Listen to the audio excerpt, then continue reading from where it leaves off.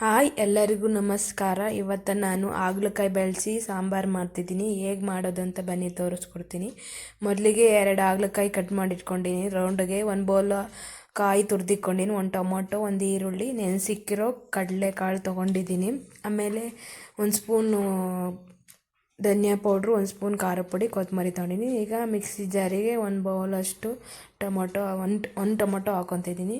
Next 1 ಈರುಳ್ಳಿ cut ಮಾಡ್ಕೊಂಡಿರೋದ ಹಾಕ್ಕೊತಿದ್ದೀನಿ. 1 ಈರುಳ್ಳಿ ಹಾಕೊಂಡ್ಮೇಲೆ ಸ್ವಲ್ಪ ಕೊತ್ತಂಬರಿ ಹಾಕ್ಕೊತಿದ್ದೀನಿ. ನೆಕ್ಸ್ಟು ಕಾಯಿ ಹಾಕ್ಕೊತಿದ್ದೀನಿ. ಕಾಯಿ ಹಾಕೊಂಡ್ಮೇಲೆ 1 ಸ್ಪೂನಷ್ಟು ಧನಿಯಾ ಪುಡಿ ಹಾಕ್ಕೊತಿದ್ದೀನಿ. ನೆಕ್ಸ್ಟ್ ಖಾರ ಪುಡಿ 1 ಸ್ಪೂನು ಹಾಕೊಂಡ್ಮೇಲೆ ಮಿಕ್ಸಿ ಜಾರಿಗೆ ಹಾಕ್ಕೊಂಡು ಮಿಕ್ಸಿ ರುಬ್ಕೊಂಡ್ಮೇಲೆ ಪಾತ್ರೆಗೆ ಒಗ್ಗರಣೆಗೆ 2 ಸ್ಪೂನ್ ಎಣ್ಣೆ ಹಾಕ್ಕೊತಿದ್ದೀನಿ. 2 ಸ್ಪೂನ್ ಎಣ್ಣೆ ಹಾಕೊಂಡ್ಮೇಲೆ ಸಾಸಿವೆ ಹಾಕ್ಕೊತಿದ್ದೀನಿ. ಸಾಸಿವೆ ಹಾಕೊಂಡ್ಮೇಲೆ ಈರುಳ್ಳಿ ಹಾಕ್ಕೊಂಡು ಫ್ರೈ ಮಾಡ್ಕೋಬೇಕು. ಈರುಳ್ಳಿ ಹಾಕೊಂಡು ಫ್ರೈ ಮಾಡ್ಕೊಂಡ್ಮೇಲೆ ನಾನು ಇದು ನೆನೆಸಿಕ್ಕಿರೋ ಕಡಲೆಕಾಳು ಹಾಕ್ಕೋಬೇಕು. ಇದು ಸಾಂಬಾರು ಜಾಸ್ತಿ ಮೈ ಕಡ್ತಾ ಬರುತ್ತಲ್ಲ, ಆವಾಗ ಮಾಡ್ಕೊಂಡು ತಿನ್ಕೋಬೇಕು, ಚೆನ್ನಾಗಿರುತ್ತದೆ. ನೆಕ್ಸ್ಟು ಕಡಲೆಕಾಳು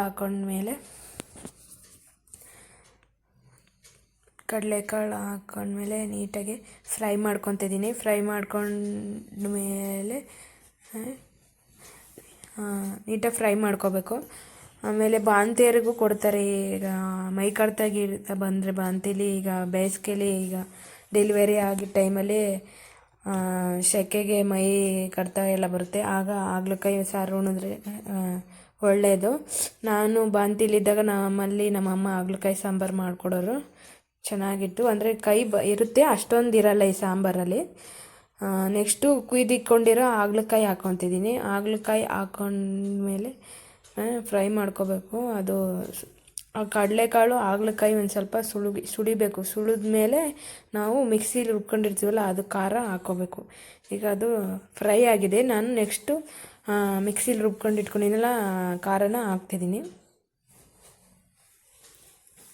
ಖಾರ ಹಾಕ್ಕೊಂಡ್ಮೇಲೆ ನೀಟಾಗಿ ಮಿಕ್ಸ್ ಮಾಡ್ಕೋಬೇಕು. ಮಿಕ್ಸ್ ಮಾಡ್ಕೊಂಡಾಮೇಲೆ ನಿಮಗೆ ರುಚಿಗೆ ಎಷ್ಟು ಬೇಕಷ್ಟು ಉಪ್ಪು ಹಾಕ್ಕೋಬೇಕು. ಉಪ್ಪು ಹಾಕೊಂಡ್ಮೇಲೆ ನಾನು ಲಿಡ್ ಕ್ಲೋಸ್ ಮಾಡಿ 2 ವಿಷಲ್ ಕೂಗಿಸ್ಕೊತೀನಿ.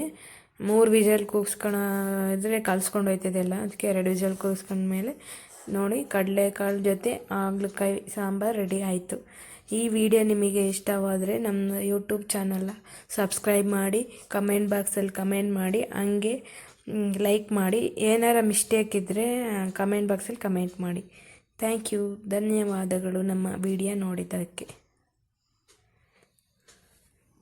ತಿಂಗಳಿಗೆ 1 ಸಲಿನಾರ ಹಾಗಲಕಾಯಿ ಸಾರು ಮಾಡಿಕೊಂಡು ಊಟ ಮಾಡಿ, ದೇಹಕ್ಕೆ ಒಳ್ಳೆಯದು. ಬಾಯ್ ಬಾಯ್.